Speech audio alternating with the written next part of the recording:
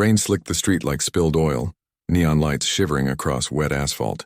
Officer Daniel Rourke gripped the steering wheel tighter as dispatch crackled. Suspicious male, dark clothing, loitering outside a diner on 5th. Code words. He didn't need to hear the rest. He already pictured him. When Rourke stepped out, the air reeked of fried grease and gasoline. A black man stood under the awning, suit damp, phone in hand. Calm. Too calm. Hands where I can see him, Rourke barked. The man looked up, confusion flickering. I'm waiting for my driver. Sure you are. Rourke shoved him against the glass, hand pressing his cheek hard enough to leave a fog print. The man didn't resist, only asked quietly, Is this how you treat all citizens or just the ones that make you nervous? A few diners inside had their phones out now, recording. Rourke's pulse thudded. He tightened the cuffs. The man winced. Name? The man hesitated, voice low. Malcolm Haines. The name meant nothing. Not yet.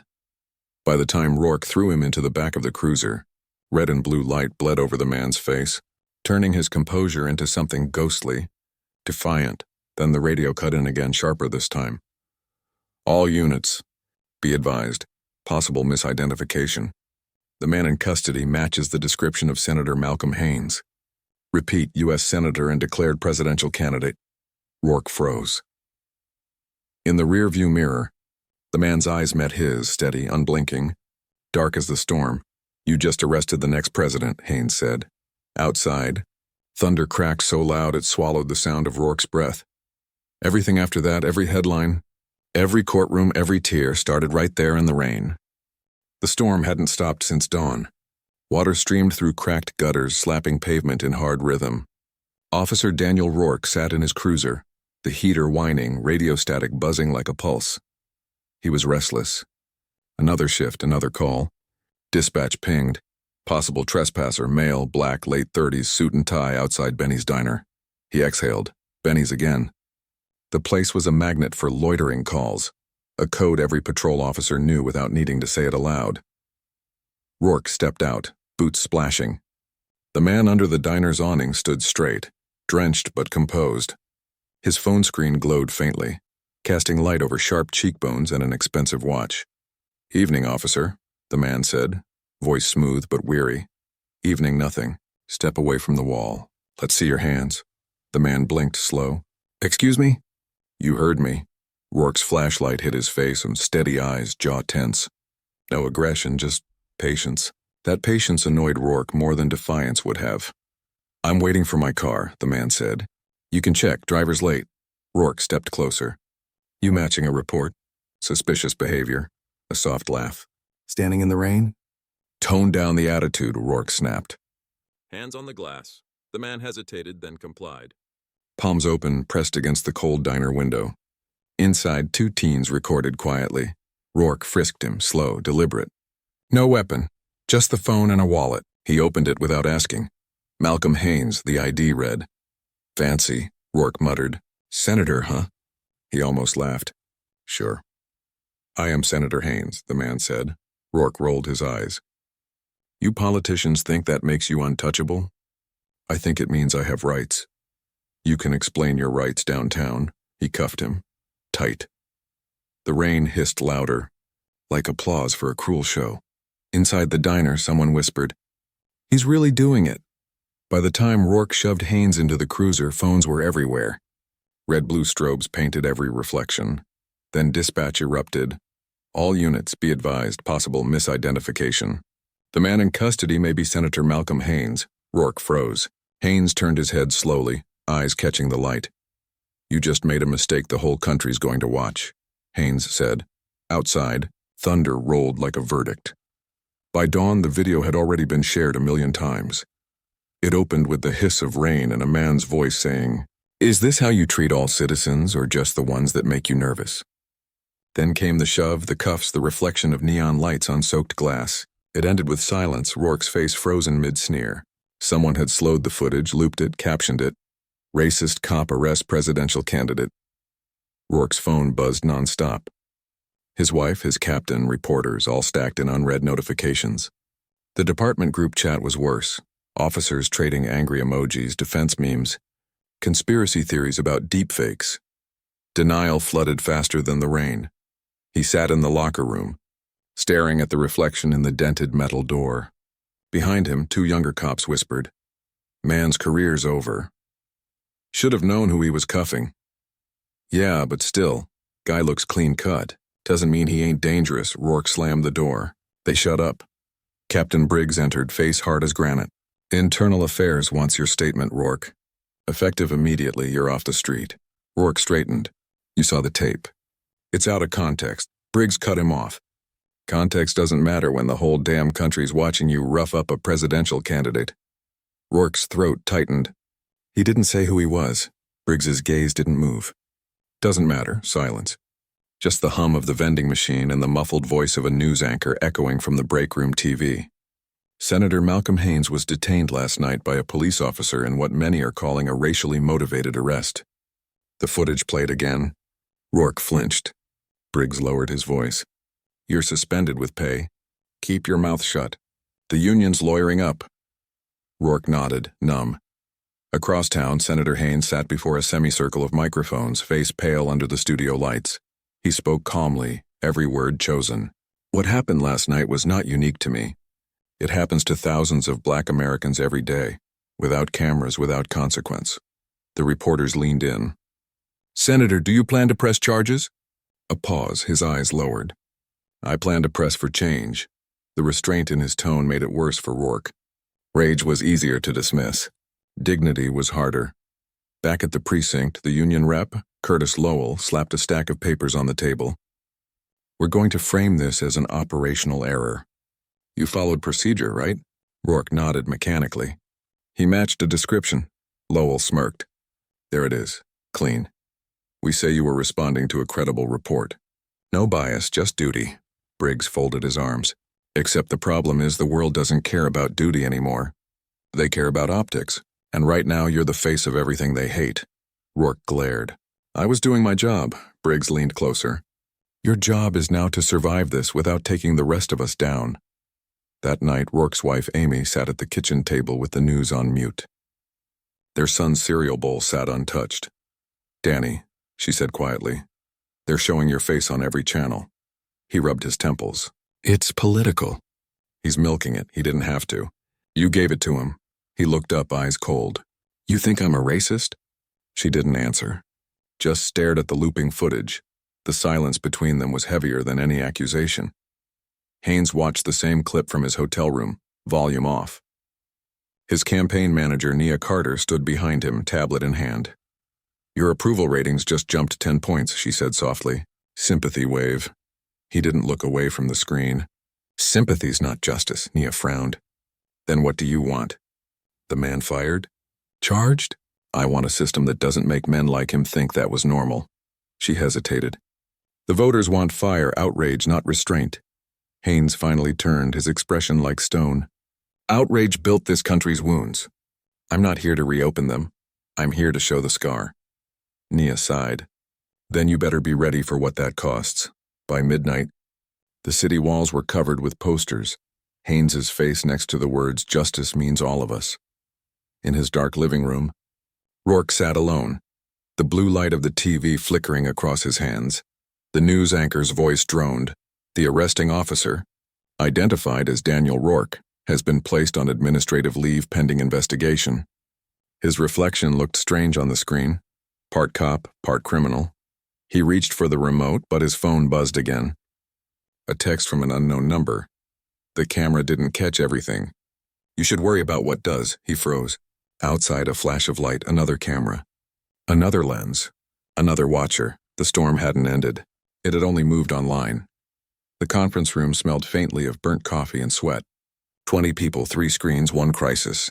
Malcolm Haines sat at the head of the polished table, jacket off, sleeves rolled. The footage of his arrest played on mute behind him, again and again and again. "Public sympathy's plateauing," said Nia Carter. Her tone was crisp but weary. "You've humanized yourself, but the press wants escalation. They want you angry, Malcolm. Furious." "I'm already furious," he said quietly. "They just don't recognize this kind." Nia gestured at the screen. "If you don't call for his termination, they'll say you're weak." "I'm not weak. I'm strategic." A comms aide spoke up. "Senator, if you go too soft, the activists turn." If you go too hard, moderates panic. We need a balance. Haynes rubbed his temples. You're asking me to calibrate trauma, Lang. The staff shifted uncomfortably. Across town, Rourke stared at the same looped footage from his couch, eyes bloodshot. His badge lay on the table beside a cold beer. Talk shows dissected his every movement, pausing, zooming, analyzing. One host replayed his shove in slow motion. Look at the expression, disgust. That's learned behavior, not instinct. He threw the remote. The screen shattered into black shards. Amy stepped in from the hallway, arms folded. That's not going to make it go away, Rourke muttered. They don't know what it's like. One bad call, one predictable call, she said. You've made 100 like it. The difference is this time someone mattered. He looked up, jaw tight. You think he's a saint? I think he's the mirror you've spent your life avoiding. The words hit harder than the headlines. Back in D.C., Naya brought Haynes a folder. Opposition research, you should see this. Rourke's file. Haynes hesitated before opening it. Inside, commendations, minor complaints, nothing explosive, just the pattern. Stops, citations of procedural errors with a particular demographic trend. Statistics don't lie, Naya said. Neither does repetition. Haynes closed the file. So he's a symptom, not the disease. That's not a campaign slogan, it's not supposed to be. That night, Haynes appeared on a late-night news special. The host leaned forward, waiting for a soundbite. Senator, many see your restraint as political. Is it? Haynes met the camera. No, it's personal. Because anger is a luxury only the comfortable can afford. The rest of us... He paused, voice tightening. We have to survive long enough to change what made us angry. The host blinked. So you forgive the officer? I don't forgive systems, he said. I dismantle them. The audience went silent. Rourke watched that segment in a bar. The crowd's mood was split, half cheering, half muttering. Someone shouted, "That cop got what he deserved." Another snapped back, "He was doing his job." Rourke's hand clenched around his glass. An older black man beside him turned and said calmly, "Son, you ever think your job shouldn't look like this?" Rourke didn't answer. He just left cash on the counter and walked out into the cold. Later that night, Haynes sat alone in his hotel suite. The rain outside the window reminded him of another storm. Years ago, a small town in Georgia when he was 16. He'd been pulled over walking home from a debate meet, wearing the same kind of suit. The officer then had called him boy, told him to empty his pockets. That humiliation had stayed buried under decades of composure, until last week, when the sound of Rourke's voice dug it back up. He whispered to himself, "Nothing ever changes unless we make it." Then he picked up his phone and called Nia. "Schedule a town hall. No speeches. No podiums. Just conversation. You sure?" she asked. "It's risky. People are volatile right now. So am I," he said. "But they don't need a saint. They need a witness." The next morning, headlines split the country clean down the middle. Haynes rises above hate. Police under siege. Each one fed its own narrative, its own grievance. And in the middle of it all, two men, one stripped of power, one burdened with it, prepared to meet again. Though neither yet knew it, the nation wasn't healing. It was holding its breath. The interrogation room was fluorescent and airless. Every surface scrubbed too clean, every sound magnified. Officer Daniel Rourke sat across from two internal affairs investigators. The metal chair groaned when he shifted. "State your name for the record," said Investigator Diaz, tone clipped. "Daniel Rourke. Badge 2175. Read your statement." Rourke cleared his throat. "On the night in question, I responded to a dispatch regarding suspicious activity. The individual fit the description. I followed standard procedure, issued verbal commands, performed a search, and detained the subject." Diaz leaned forward.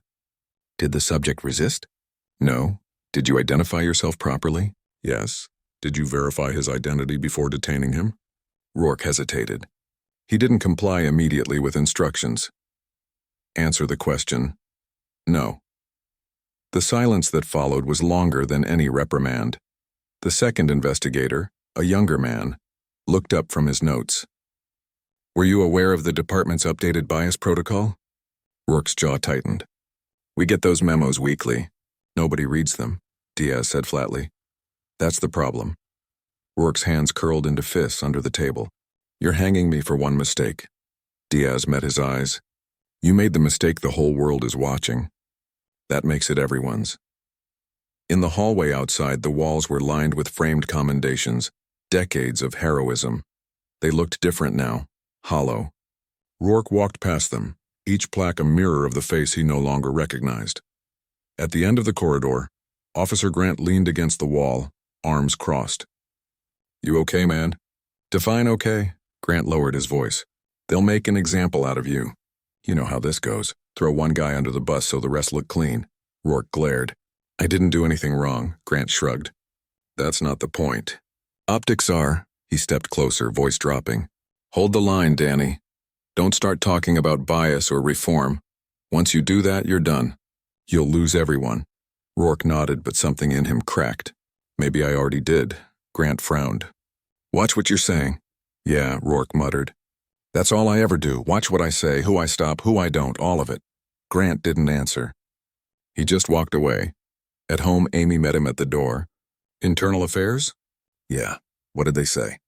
"They want me gone without saying it." She looked at him, really looked this time. "Maybe they should." Rourke stared. "You serious?" "I married a cop," she said. "Not a headline." He sat down heavily.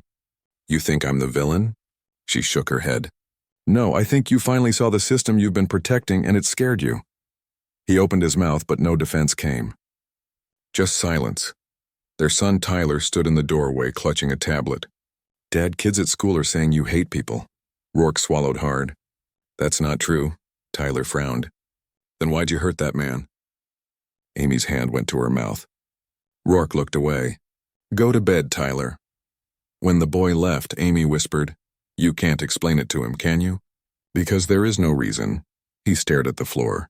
"I thought I was keeping the city safe." "Maybe you were keeping yourself safe from seeing what it really is." That same night, Diaz wrote her report under dim light. Officer demonstrates procedural compliance but lacks introspection regarding racial bias. Recommending suspension without reinstatement, pending departmental review. She closed the file, exhaled and whispered to no one, "It never changes." Meanwhile, the department issued a statement. "The incident involving Officer Rourke is under investigation. We remain committed to fairness and integrity." Every word was polished, lifeless, void of truth. Inside his home, Rourke sat in the dark, badge on the table beside his gun. He turned it over, tracing the engraved number with his thumb. He used to feel pride touching that metal. Now it felt like evidence. Amy's voice floated from down the hall. "What are you going to do?" He didn't answer. He didn't know. In another part of the city, Senator Haynes scrolled through the department's statement, lips tightening. "Committed to fairness," he murmured. "Until fairness costs them." Nia looked up from her laptop. "They'll never admit fault unless you force them to." "I'm not forcing anything," he said. "I'm showing what's already broken." She studied him. "You really believe he's redeemable?" He stared at the rain hitting the window. "I don't care if he is. I care if the people watching believe that change is possible." The city was quiet that night. Too quiet, the kind that hums before something breaks. One man sat alone with his conscience. Another prepared to weaponize restraint into reform. Between them stretched a nation's reflection, fractured, trembling, waiting to see which man would blink first. The community center buzzed with tension long before Malcolm Haynes arrived. Folding chairs lined up under flickering lights, walls plastered with hand-painted signs, "Justice now, no more silence." The air smelled of coffee, sweat, and anticipation. Nia Carter adjusted her earpiece, scanning the restless crowd. "No podium," she'd told the staff. "He wants a circle. Conversation, not sermon." When Haynes entered, the noise dipped into a hush. He wore no tie, sleeves rolled, eyes heavy from sleepless nights. People stared not at the politician, but the man who'd been thrown against glass on live feeds seen around the world. He stepped into the circle, palms open. "I came here to listen," he said. An older woman in the front row crossed her arms. "Listening's what every candidate says before doing nothing." "I know," Haynes replied. "That's why I'm not here to promise. I'm here to remember." Murmurs rippled. He waited, steady. A young man stood up, hoodie damp, voice sharp. "You talk about change, but you let that cop walk free." Haynes met his stare. "Justice isn't revenge. If I make this about one man, the system walks away clean." The young man scoffed. "You sound scared." Haynes nodded once. I am. Because I know what happens when people stop believing change is possible. The silence that followed was thick enough to touch. In the back, journalists scribbled notes, cameras flickering like restless fireflies. Naya stepped forward. Senator, questions from the press? A reporter asked. You've refused to call for Officer Rourke's termination. Are you protecting him? Haynes turned to the cameras. I'm protecting the truth. If we destroy individuals without changing the system, we've built nothing but a new excuse. The reporter pressed. Do you think the officer deserves forgiveness? He paused. Forgiveness isn't mine to give. Accountability is. Afterward, he met with local activists in a smaller room, folding tables, weak coffee, and exhaustion hanging in the air. A woman named Rochelle leaned forward. We appreciate your words, Senator. But we've heard them before. Marches, panels, promises, same circle, same outcome. I don't want a circle, Haynes said. I want a line, one that leads somewhere. Then you better draw it in ink, Rochelle said, because we're tired of chalk. Haynes smiled faintly, respect flickering in his eyes. Then I'll need people holding the pen with me. That evening, as the crowd dispersed, a man in a dark suit approached quietly. Federal badge, clipped tone. Senator Haynes? Yes? Agent Price, Federal Division of Civil Rights. May I have a word? Nia bristled. Is this official? Informal, for now. They moved to a quiet hallway. Price's voice lowered. We're investigating potential civil rights violations tied to your arrest. Not just Rourke, his department. There are internal records we've been trying to access for months. Your case gives us leverage. Haynes's expression didn't change. So you're asking for cooperation. I'm asking for testimony. Public or sealed, your choice. Either way, you'd be the keystone. Naya stepped in. He's not testifying in a political firestorm. Price nodded. Then someone else will control the narrative. He handed Haynes a card. Think about it. He left without another word. Later that night in the campaign van, Naya spoke first. You can't involve yourself in a federal probe right now. It'll look vindictive. Haynes stared out the window. Streetlights streaked like veins of gold. If I don't, they'll bury it. You're running for president, Malcolm. Every move matters. He turned to her, eyes tired but unwavering. You think I wanted this campaign? It was never about ambition. It's survival dressed up as politics. She exhaled. Then survive smart. Don't burn yourself for symbolism, he said quietly. Symbols are what they killed us with. Maybe it's time one burned back. Across the city, Rourke watched the town hall on his cracked laptop. Haynes's calm voice filled the room like a ghost. When the reporter asked, Do you think the officer deserves forgiveness? Rourke turned off the video before the answer came. He sat in darkness, fingers trembling over his badge. The thought came uninvited. He's not even angry. It wasn't relief. It was terror. Because if the man he'd wronged could face the world with restraint, it meant Rourke's rage was the smaller thing. The weaker thing. Haynes finally closed his eyes in the van, exhaustion pressing down. The rain had started again, soft this time, steady, unending. Nia glanced at him. You really think the country's ready to listen? He didn't open his eyes. No, but I'm going to make them anyway. Outside, the city glowed with divided light, half hope, half hate. And somewhere behind that glow, the truth waited. The cost of grace is always blood someone already paid. The letter of suspension came printed on thick paper. Official seal. Bureaucratic tone, nothing human about it. Officer Daniel Rourke stared at the single sentence that ended his career. Effective immediately, Officer Rourke is relieved of duty pending termination. No explanation.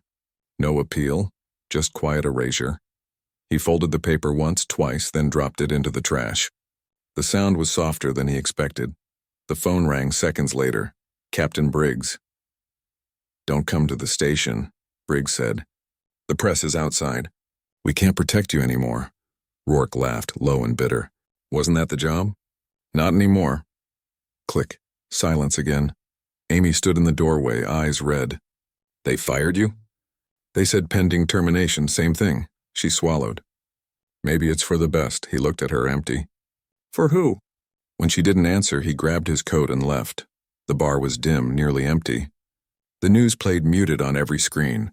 Haynes shaking hands, smiling with children, another headline about reform. Rourke watched without seeing. A voice broke through behind him. "You shouldn't be here," he turned. It was Grant, the same officer who'd told him to hold the line. Rourke scoffed. "Relax, I'm not contagious." Grant lowered his voice. "Internal affairs is digging deeper. Not just you, everyone you've worked with. They're finding patterns. Reports altered, complaints buried. You think you're the only one going down? Think again." Rourke stared into his drink. "Maybe we deserve it," Grant stiffened. "Don't start that woke crap now. You want to survive this, keep your head down." Rourke met his eyes. "That's what I did. Look where it got me." Grant shook his head, disgusted, and left. Rourke didn't follow. Hours later, his car idled outside a glass building, the Haynes campaign headquarters.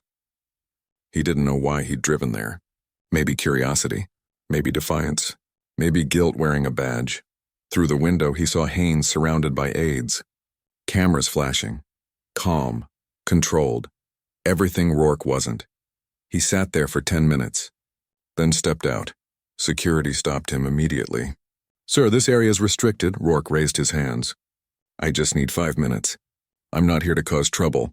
The guard's radio crackled. A pause. Then, "Let him in." Nia Carter met him in the lobby, cold eyes and colder tone. "You have nerve showing up here." "I'm not here for sympathy." "Good, you won't get any. Just let me speak to him." "Why?" "So you can stage another scene?" Rourke's voice cracked slightly. "I need to say it to his face." She studied him, then said, 2 minutes. You say one wrong thing and I have you removed." Haynes stood by the window, phone in hand, the skyline behind him a field of indifferent lights. When Rourke entered, he didn't turn. "I wondered when this would happen." Rourke stopped a few feet away. "You didn't have to destroy me." "I didn't," Haynes said evenly. "You did that yourself." Rourke's jaw tightened. "You think I'm a monster?" "I think you're a mirror," Haynes replied. And the country finally looked.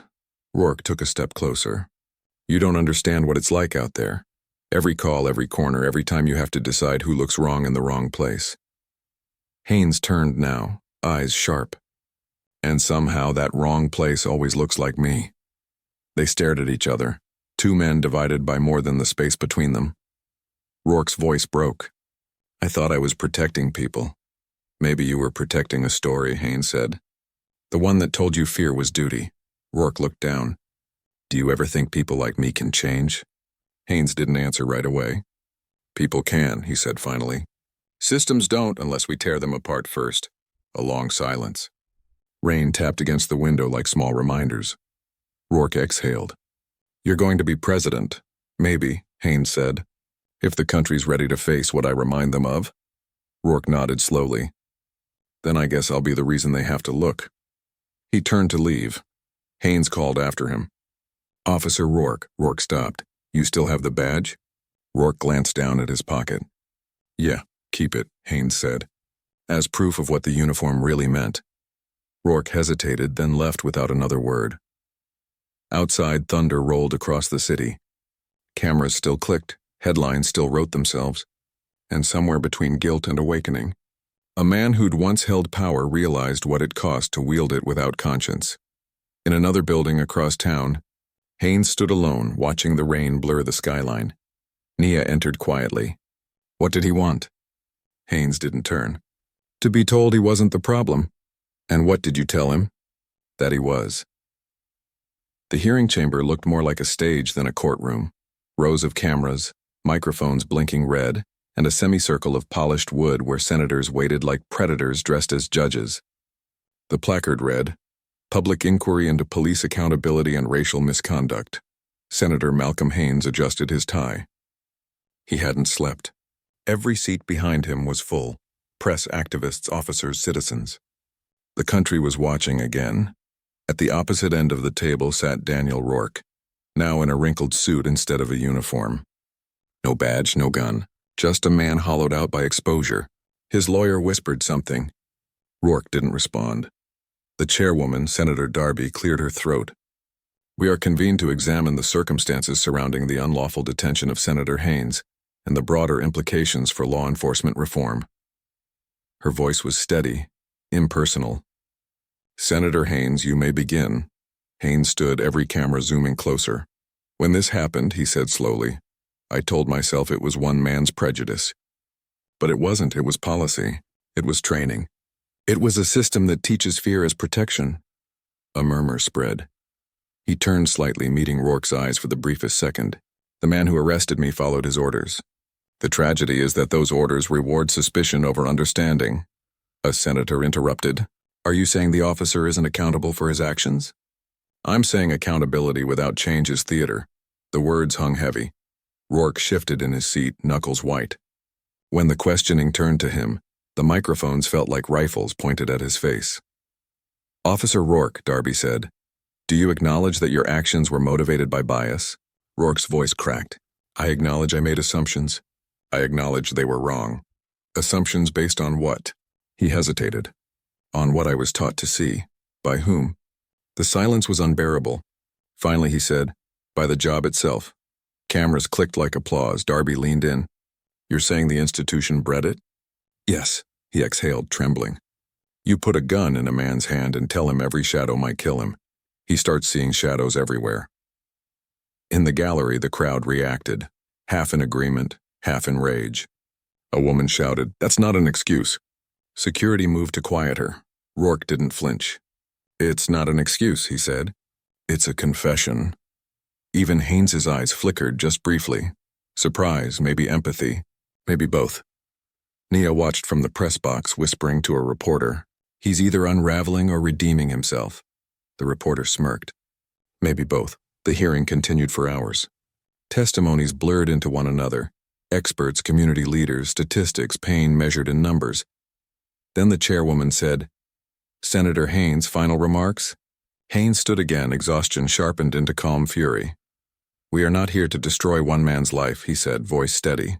We are here because the system that made him possible has destroyed countless others. Accountability must be structural. Reform must be written in law, not apology. He looked at Rourke one last time. This isn't personal anymore. It's national. Rourke nodded faintly. I know. When the session adjourned, the reporters surged forward like a tide. Senator Haynes, will you back the police reform bill?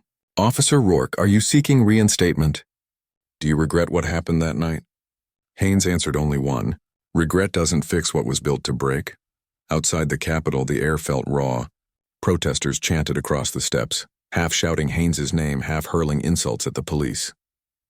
The city vibrated with contradiction. Nia caught up with him at the car. You handled it perfectly. He gave her a tired look. Then why does it feel like nothing changed? She sighed. Because change doesn't clap. He got in the car, closing the door on the noise. Across town, Rourke walked alone under the gray sky. Reporters trailed from a distance, calling his name. Their words lost to wind. He ignored them. He passed a mural, his own face half smeared with paint. Beside Haynes's tagged two sides of the same wound. He stopped, staring at it for a long time. Then he whispered, They're wrong. But he didn't sound convinced. That evening, every network ran the footage. Haynes's final speech, Rourke's trembling confession, the woman shouting from the gallery. The country argued itself into exhaustion. Some called Haynes a hero. Others called him a threat. And somewhere in the noise, the real story, the quiet machinery of prejudice, the centuries-old reflex buried in policy, kept turning, unnoticed. Haynes sat in his hotel room, the city's lights flickering through half-drawn curtains. Nia stood in the doorway. They're calling this the Haynes hearing, she said. It's trending worldwide, he rubbed his eyes. Then maybe they'll remember it long enough to change something. She hesitated. Do you think Rourke meant it, what he said? I think he finally saw it, Haynes replied. That's a start. Forgiveness? He shook his head. Recognition. Outside, a helicopter's light cut across the skyline like a search beam searching for something that still couldn't be found. 3 days after the hearing, the story detonated again, this time not in the courtroom but online. A whistleblower from Internal Affairs leaked the full archive. Edited reports, deleted complaints, secret correspondence between captains and city officials. Screenshots spread faster than denials. At the center of it all, a folder labeled Containment Strategy, Haynes Incident. The emails showed how the department had planned to quietly bury the wrongful arrest, frame it as procedural overreach, and issue a muted apology if public pressure grew. The signatures were damning. Commanders, city attorneys, even the mayor's liaison. By noon, the mayor's office released a statement. By 1 p.m., he resigned. By 2, the news anchors said the words no one expected. Former Officer Daniel Rourke. Now a cooperating witness, Rourke sat in a small, windowless office with 2 federal investigators. His hands trembled slightly, but not from fear. Something closer to relief. "You understand what this means," one agent said. "I do," he said quietly. "It means I stop pretending," the other agent nodded. "You'll testify again under federal protection," Rourke exhaled. "Yeah, just tell me when." As they packed their files, one agent paused. "Why now?" Rourke stared at the floor. "Because I saw what I looked like through someone else's eyes." Across town, Haynes's campaign headquarters was chaos. Phones ringing, aides shouting updates, journalists outside chanting for comment. Nia burst into his office, tablet in hand. "You need to see this." He read the headlines scrolling down the screen. "Evidence leaks confirm systemic corruption. Officer cooperates with federal inquiry. City braces for indictments." He blinked slowly. "It's happening faster than I thought." Nia smiled grimly. "You broke the silence, Senator. Now it's eating its own." He didn't respond. Hours later, the sun set behind the city like a curtain dropping on a long act. Haynes walked alone through the campaign floor, past volunteers still sorting through the flood of new donors and messages. One voice cut through. "Senator, CNN wants a live statement. Do we confirm the leak's authenticity?" He stopped. "We confirm nothing," he said. "We let the truth confirm itself." Then he walked out. At home, Rourke watched the coverage unfold on a flickering TV. Every channel replayed the same footage, the arrest, the hearing, now the leaks. His name trended under Dr. Blue Confession. Amy entered quietly, setting a cup of coffee on the table. "You're on every network again," I noticed. "You did the right thing," she said. He shook his head. "I did the last thing I could," she touched his shoulder. "That still counts." The next morning, a car waited outside his apartment. Federal escort. He climbed in, coat collar up, the city waking around him with sirens and morning news. At the courthouse steps, reporters swarmed. "Officer Rourke, are you cooperating for immunity? Do you regret your testimony? Have you spoken with Senator Haynes?" He kept walking. No words left for cameras. Inside, a guard whispered, "Never seen the wolves turn on themselves this fast." Rourke didn't reply. He just walked into the chamber that once terrified him, ready to face it again. That night, Haynes addressed the nation. The broadcast began with no music, no graphics, just his face against a plain backdrop. 3 weeks ago, I was handcuffed in public for fitting a description. Today, that same moment is helping uncover a system of concealment that's lasted generations. He paused. This is not victory. It's exposure. Victory comes when the truth stops needing leaks to breathe. Millions watched, silent. Rourke watched from a small holding room, unseen, listening, when Haynes said, "Even the man who arrested me chose to face what he helped sustain." Rourke looked down, jaw tight. A guard murmured, "He's talking about you." "I know." The screen flickered, Haynes's voice unwavering. "Change will not come from punishment. It will come from recognition, responsibility, and rebuilding trust where it was burned." After the broadcast, the city was quiet.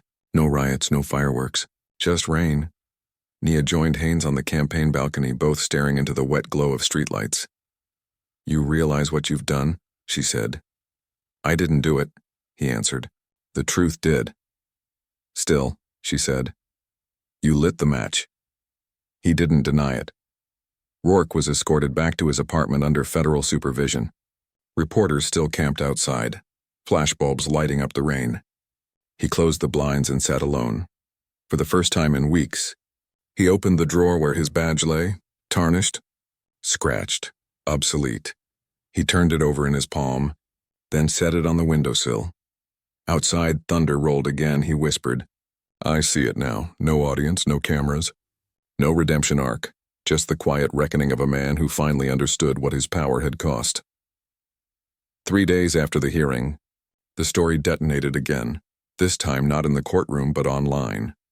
A whistleblower from Internal Affairs leaked the full archive. Edited reports, deleted complaints, secret correspondence between captains and city officials. Screenshots spread faster than denials. At the center of it all, a folder labeled Containment Strategy, Haynes Incident. The emails showed how the department had planned to quietly bury the wrongful arrest, frame it as procedural overreach, and issue a muted apology if public pressure grew. The signatures were damning. Commanders, city attorneys, even the mayor's liaison. By noon, the mayor's office released a statement. By 1 p.m., he resigned. By 2, the news anchors said the words no one expected. Former Officer Daniel Rourke. Now a cooperating witness.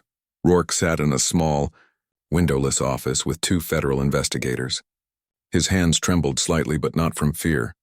Something closer to relief. "You understand what this means," one agent said. "I do," he said quietly. "It means I stop pretending," the other agent nodded. "You'll testify again under federal protection," Rourke exhaled. "Yeah, just tell me when." As they packed their files, one agent paused. "Why now?" Rourke stared at the floor. "Because I saw what I looked like through someone else's eyes."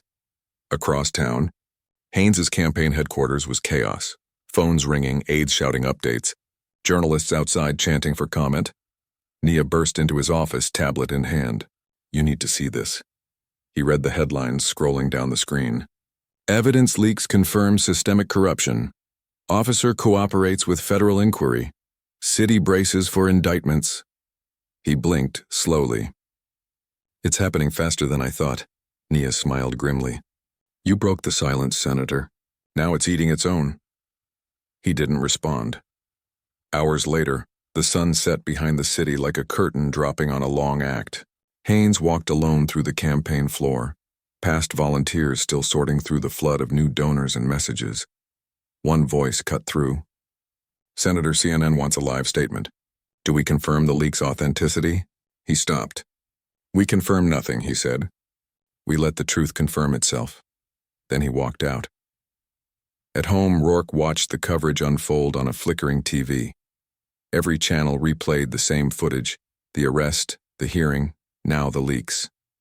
His name trended under Dr. Blue Confession. Amy entered quietly, setting a cup of coffee on the table. "You're on every network again," I noticed. "You did the right thing," she said. He shook his head. "I did the last thing I could," she touched his shoulder. "That still counts." The next morning, a car waited outside his apartment. Federal escort. He climbed in, coat collar up, the city waking around him with sirens and morning news. At the courthouse steps, reporters swarmed. "Officer Rourke, are you cooperating for immunity? Do you regret your testimony? Have you spoken with Senator Haynes?" He kept walking. No words left for cameras. Inside, a guard whispered, "Never seen the wolves turn on themselves this fast." Rourke didn't reply. He just walked into the chamber that once terrified him, ready to face it again. That night, Haynes addressed the nation. The broadcast began with no music, no graphics, just his face against a plain backdrop. 3 weeks ago, I was handcuffed in public for fitting a description. Today, that same moment is helping uncover a system of concealment that's lasted generations. He paused. This is not victory. It's exposure. Victory comes when the truth stops needing leaks to breathe. Millions watched, silent. Rourke watched from a small holding room, unseen, listening. When Haynes said, "Even the man who arrested me chose to face what he helped sustain," Rourke looked down, jaw tight. A guard murmured, "He's talking about you." "I know." The screen flickered, Haynes's voice unwavering. "Change will not come from punishment. It will come from recognition, responsibility, and rebuilding trust where it was burned." After the broadcast, the city was quiet. No riots, no fireworks, just rain.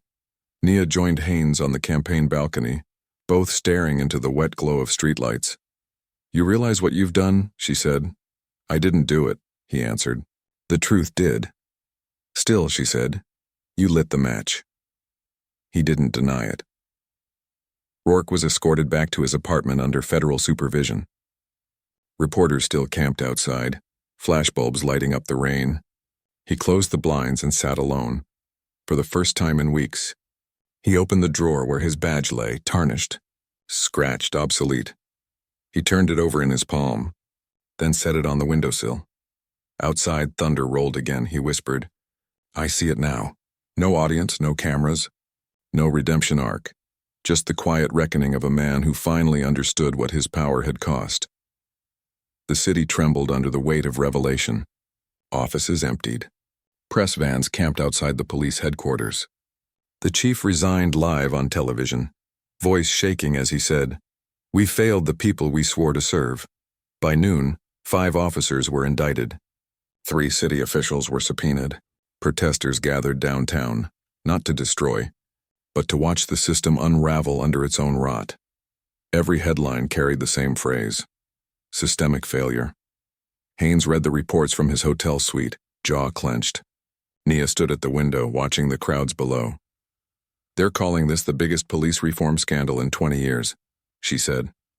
He didn't look up. Scandal's a word people use when they still think it's temporary. Nia turned. "You should be celebrating." "I don't celebrate wreckage," he said, "even when it's necessary." At the courthouse, Rourke sat through another day of testimony. He was no longer the villain or the hero, just a witness to something larger than himself. An investigator projected the leaked emails onto a screen. One of them bore his name, his old supervisor's words echoing through the chamber. "Contain the Haynes narrative. Officer acted within expectation. Minimize optics. Within expectation."